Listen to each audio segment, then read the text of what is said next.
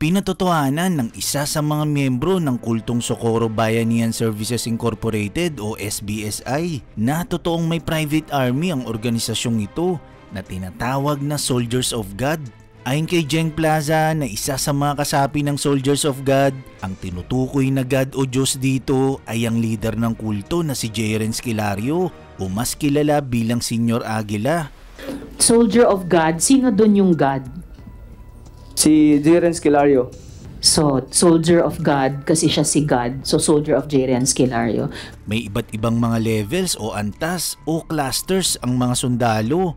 Ang pinakamataas na level ay tinatawag na Agila, sinundan ng Agnus, Bium, Shera, Eli, Deo at Fetus. Ang Fetus cluster ay binubuo ng mga sundalong bata na may edad na 6 hanggang 7 taong gulang. Kaya nagulat ang mga senador na ang ganitong edad ay dapat nasa grade school o preschool pa lamang, pero kasapi na agad ito sa pagiging sundalo. Sa halip na paglalaro at pag-aaral, katakot-takot na paghihirap sa pagsasanay ang pinagdaraanan ng mga batang sundalo, katulad ng pagbubuhat ng buhangin, pagsasanay ng arnis, at masi-masi military exercise. At kapag nagkamali o may nilibag ang sino man sa kanilang rules, pinaparusahan ng mga bata ng military style na ehersisyo at pinapadel. Pagdating doon sa 2018 yata kasasagan ng training, pagsimula ng training, sabi nila Pagsimula yun ng training? Nagsimula ng training. Training para saan? Soldier of God. Soldier of God. Bilang patunay, may sandugo po kami lahat ito. Okay, may tattoo kayo. Yan ay tattoo ng pagiging Soldier of God. Okay, so anong nangyari po nung 2018? 2019 po, 2020, pagsimula po ng training namin. 2019. Soldier of God, sino dun yung God? Si Jeren Skilario. So, Soldier of God, kasi siya si God. So, Soldier of Jeren Skilario. Okay po, so ituloy niyo po yung sa training ng mga soldiers. Doon nagsimula yung sabi nila na dapat makuha nila yung tiwala sa tao dahil hindi sila makagalaw kapag nandun kay Rosalina Tarok ang pagdala sa bundok. So gumawa sila ng private army para mas madali nilang makuha ang pagtiwala sa bundok. Sa iba din pagkuha sa grupo, ilang di kuha ag simpatiya na maghimo og mga private soldier kay mag-promote man og sundalo anang leader na mag-train opisyal para makuha pag duma sa bundok kay mabizaan man ang grupo sa arima sa soldier man mag-focus mo ilang kuha o na mag-training sila sundalo kay para po kuno pagdepensa og nay mosulong ng mga sundalo pod sa gobyerno. So, bali ang strategy nila, Your Honors, is kunin yung simpatiya from the SBSI patungo sa yung binuong Soldiers of God by keeping them busy sa training nila sa Soldiers of God. Mabitaw sa pinakaubos na level, libutang agamong mga leader sa bundok uban. Kay dili man sila maka-hold o kung sa ilang buhaton. So, sa pinakababa inilagay yung mga leaders dati. Jen, no? Para hindi maka-impluwensya sa gusto nilang mangyari. So, bukod sa yung kagustuhan nga nila na i-overthrow or palitan ng liderato ni Ma'am Rosalinda, may iba pa na dati nasa liderato tas ibinaba nila ng posisyon?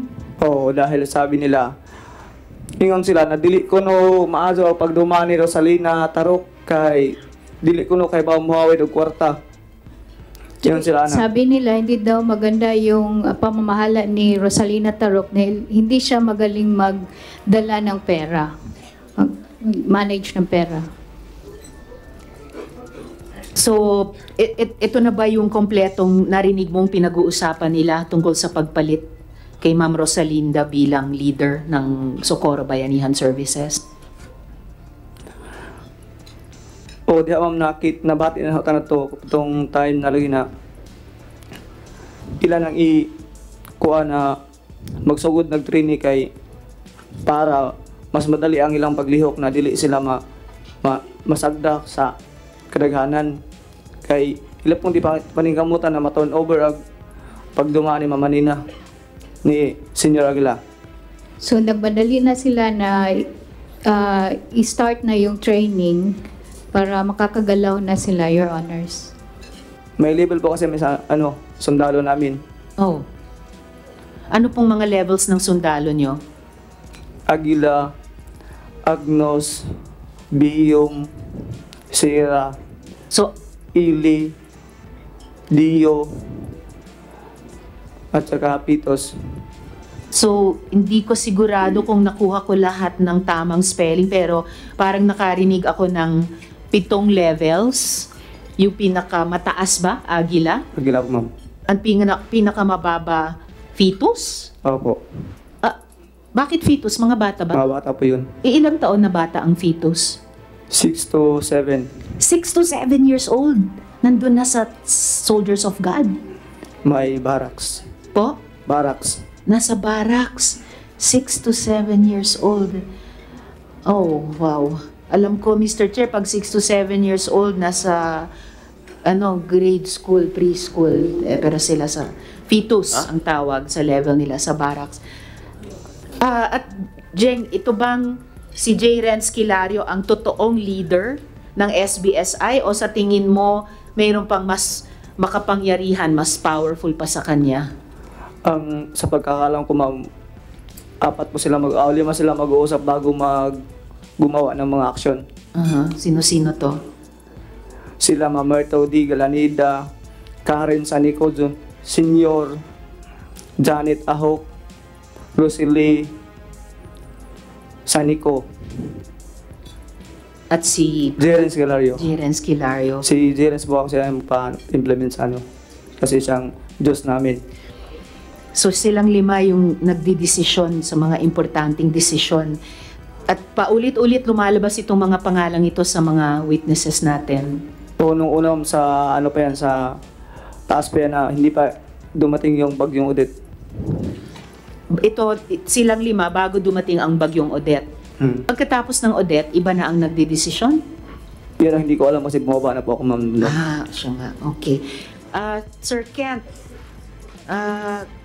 Kent Steven Consigna, dun po sa ipinakitang letrato ni Chair kanina, kasama po kayo doon? Opo, ma'am. Kasama ako doon. Kasama po kayo. Tapos, kayo po ay miyembro ng pangalawang antas ng Soldiers of God, yung Cluster yung Agnus notes po. Cluster Agnus. Cluster, yun po. Cluster Agnus. Opo. Meron din po kayong marka tulad ni Jeng, Ito po. Sir Jeng kanina?